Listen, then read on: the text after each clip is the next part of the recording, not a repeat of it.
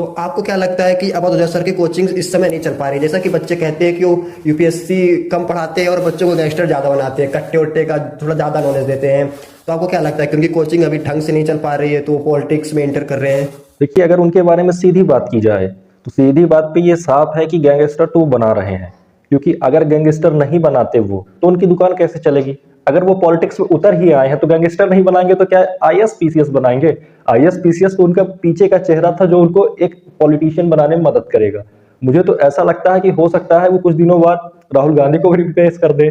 लेकिन ऐसा कुछ खास कह नहीं सकते। अगर ऐसा हो गया तो वाकई में अवध ओझा की जो मानसिकता है वो सफल हो जाएगी, मुझे लगता है। लेकिन जहां तक बात है कट्टे उट्टे की, तो अगर ज्यादा कट्टेवाल वगैरह सिखाएंगे तो वो भी जेल के अंदर जाएंगे। लालू यादव चारा घोटाला किए थे, ये कट्टा घोटाला करेंगे। अभी सबसे पावरफुल पार्टी तो अभी बीजेपी चल रही है, तो उन्होंने बीजेपी को क्यों नहीं चुना और आम आदमी पार्टी और अरविंद केजरीवाल को ही क्यों चुना?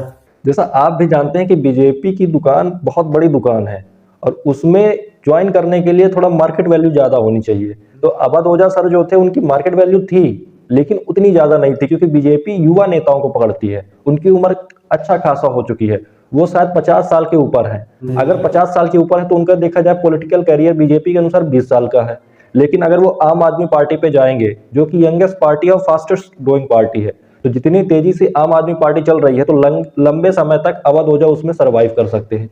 तो उस सर्वाइवल के लिए उन्होंने समझा कि हो सकता है अगर आम आदमी पार्टी रिप्लेस कर दे किसी स्टेट में, जैसे कि पंजाब में की है, दिल्ली में की है, हाँ। बीजेपी को या किसी अन्य पार्टी को, तो उनकी दुकान चल जाए और हो सकता है वो सीएम बन जाए, क्योंकि वो एक बोल्ड पर्सन अपने आप को प्रदर्शित करते हैं बोलने के लिए।